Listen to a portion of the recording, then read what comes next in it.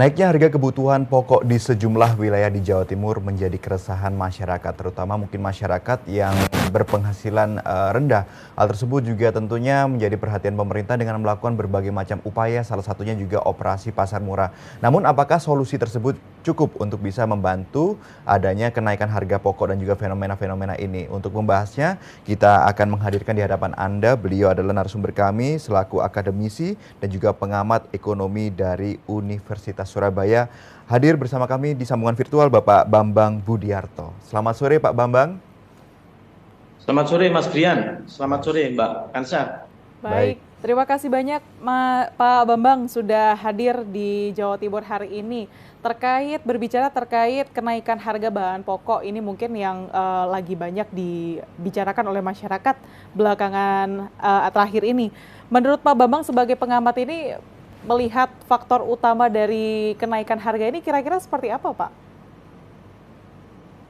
Terima kasih. Jadi sebelum lebih jauh ke sana Mbak Kansa ya, ada hal yang ingin di awal saya sampaikan, boleh ya? Boleh, monggo. Monggo. Ini yang dalam tataran konsep dasar.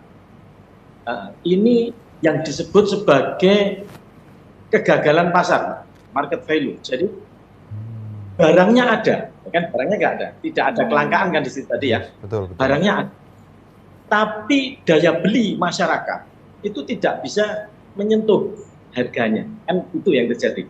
Akibatnya apa? Karena tidak bisa menyentuh harga tersebut, maka masyarakat rame-rame nunggu hal yang dilakukan oleh pemerintah seperti GPM lewat SPHP atau bantuan pangan untuk warga penerima manfaat. Nah, seperti itu. Nah, supaya apa? Supaya daya belinya bisa menyentuh harga. Nah, itu dulu. Jadi ini yang jarang diungkap oleh sejawat atau semuanya ya. Nah, karena namanya kegagalan pasar kan tentu harus diatasi. Pemerintah memilih kalau kita sebut 3 jurus di situ ya, 3 jurusnya melalui gerakan pangan murah, terus kemudian SPHP, kemudian juga bantuan pangan untuk warga penerima manfaat. Ada satu sebenarnya yang sedikit dilupakan, Kansa, bahwa beras ini kan kebutuhan pokok, kan? Nah, sifat dari kebutuhan pokok yang sekarang ini yang utama ini sebenarnya kan sifatnya ini inelastis. Inelastis itu artinya berapapun kenaikannya, naik turunnya, itu sebenarnya masyarakat tidak akan membeli dalam jumlah yang loncatannya itu besar. Loncatannya sedikit saja, ketika dia turun banyak, dia belinya sedikit karena bahan kebutuhan pokok. Tapi ternyata yang terjadi saat sekarang, coba kita lihat dulu sebelum sampai pada solusinya pemerintah ya. Seperti tadi disampaikan, ada saya sebut biasanya itu ritual memasuki bulan Ramadan, Idul Fitri, Natal Tahun Baru. Ritualnya apa? Ritualnya adalah kenaikan harga bahan pokok ini. Kalau tidak naik, rasanya ritual itu belum dilakukan. Nah, padahal sebenarnya kita tahu di sana ketika menjelang Ramadan seperti saat sekarang, yang terjadi apa? Kalau saya cermati, itu kenaikannya tidak sebegitu hebatnya kok kenaikannya. Tapi tetap naik. Apa yang terjadi di situ? Berarti sebenarnya ada sisi-sisi faktor psikologis yang nampak di sana. Plus ditambah apa? Ditambah pada saat ini, hari-hari ini, kita akan berdekatan dengan pemilu ini. Pemilu, ya. Dan itu belum berakhir. Karena masih ada yang namanya tuntutan lah, atau pengajuan hak apa, dan sebagainya. Pemilu kita bilang belum berakhir. Ada kecemasan dari masyarakat ini semakin bertambah. Waduh, pemilu ini belum berakhir, koyo opo harga dan sebagainya untuk barang-barang kebutuhan pokok. Kecemasan ini semakin menjadi. Nah, ini juga yang memicu kenaikan. Nah, terus pemerintah membaca itu dengan baik sebenarnya sudah. Kalau saya lihat itu ya, operasi pasar. Yang utama kan operasi pasar nih ya, Mas Brian ya. Cuman kalau kita lihat namanya operasi, itu kan berarti hanya kita melakukan operasi kan tidak setiap hari, tidak setiap kali gitu. Nah, hanya sesekali gitu kan ya. Nah, ketika itu terjadi, tentu ada masanya. Operasi ini ada masanya. Nah, hal yang perlu dilakukan dan harus disadari baik, operasi ini ada masanya. Itu aja dulu. Nah, memang efektif untuk operasi pasar ini.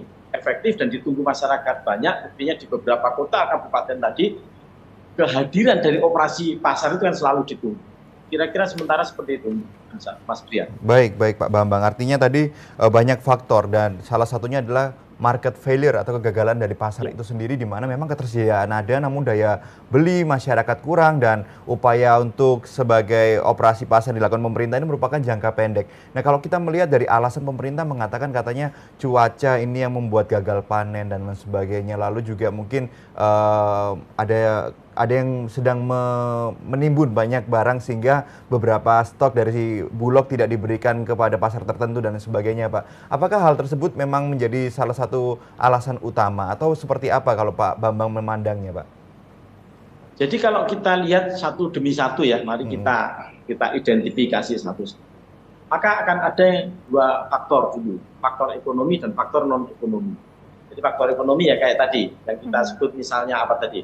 Cuaca dan lain-lain, terus faktor non ekonominya ini yang tadi saya sebutin tadi, mungkin faktor kemasan politik belum selesai dan sebagainya. Terus yang masalah adanya masa panen yang panjang atau cuaca dan sebagainya. Yang demikian ini kalau kita tarik lagi, Mas Dian, itu ada dua istilah lagi. Yang satu adalah dari sisi penawaran, Mas Dian. Penawaran. Cost push. Kemudian dari sisi permintaan, demand pull. Cost push ini berarti hal-hal yang menyebabkan operasional dari pengadaan beras atau bahan baku ini menjadi naik. Seperti apa? Yaitu tadi yang disebut Mas Brian tadi. Wah, cuacanya ini memburuk ini. Kemudian masa panennya panjang. Kemudian bisa juga ada kegagalan panen. Nah, ya seperti ini cost push dari sisi penawaran. Terus harga pupuk misalnya. Kenapa sih harga pupuk itu selalu menjadi mahal di saat musim tanam?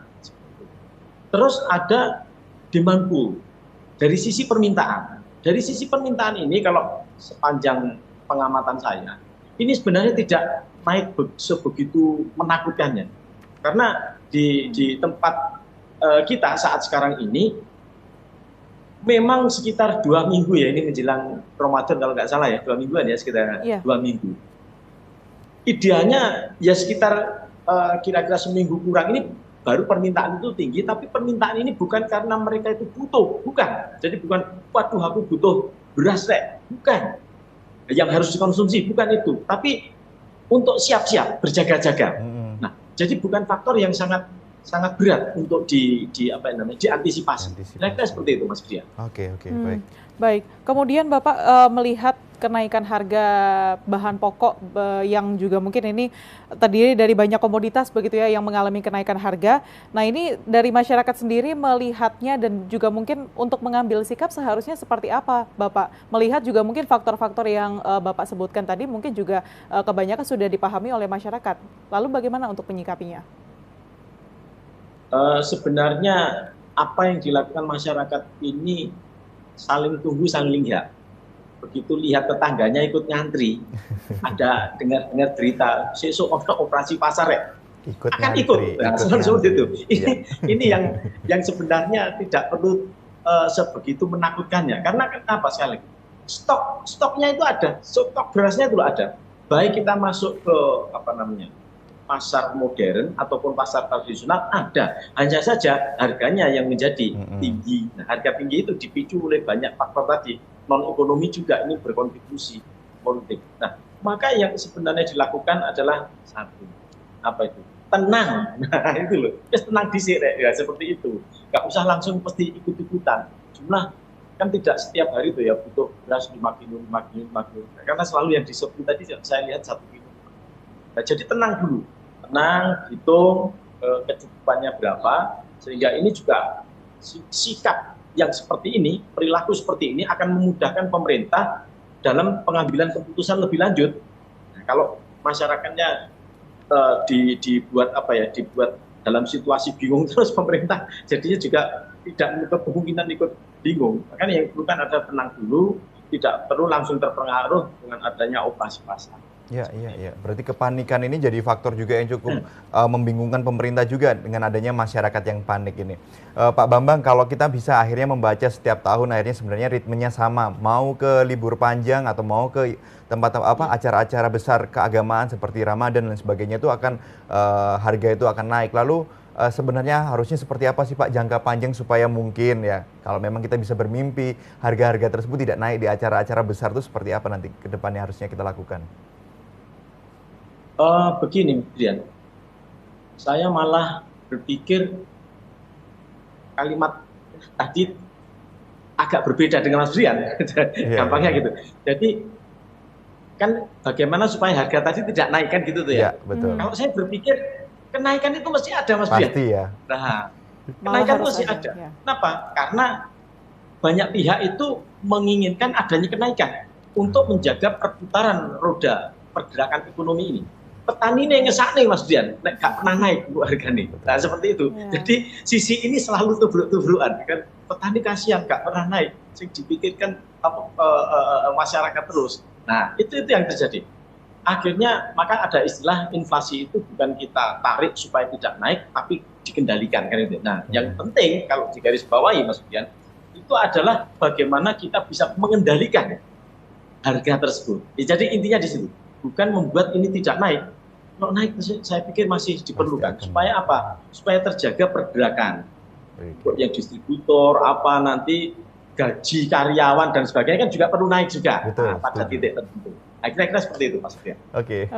Baik Pak Bambang, kemudian untuk peran-peran dari akademisi maupun juga dari pemerintah dan mungkin juga Pak Bambang bersama dengan rekan-rekan yang lainnya sebagai pengamat ekonomi ini melihat kenaikan harga ini pastinya peran-peran mereka ini dibutuhkan sekali untuk bisa membuat masyarakat ini setidaknya sedikit lebih tenang begitu ya. Teredukasi pastinya, betul. Nah ini kemudian untuk sejauh ini peran-peran yang mungkin sudah dilaksanakan dan juga mungkin sudah disampaikan kepada masyarakat sejauh ini seperti apa Bapak?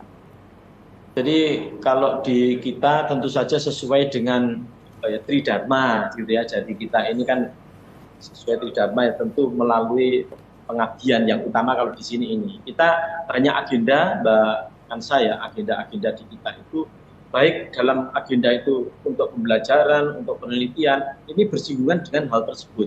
Jadi sedikit sebanyak mungkin bisa mengakomodir para pelaku UMKM misalnya di situ ya. Nah itu akhirnya kita bisa tahu, bisa sampaikan bahwa kenaikan harga itu sebenarnya wajar kalau bisa dikendalikan. Yang tidak wajar itu kalau kenaikannya terus tidak bisa direm. Ini yang perlu dijaga dan itu adalah tugas pemerintah yang utama adalah kendalikan. Jadi di kita fokusnya ini banyak hal.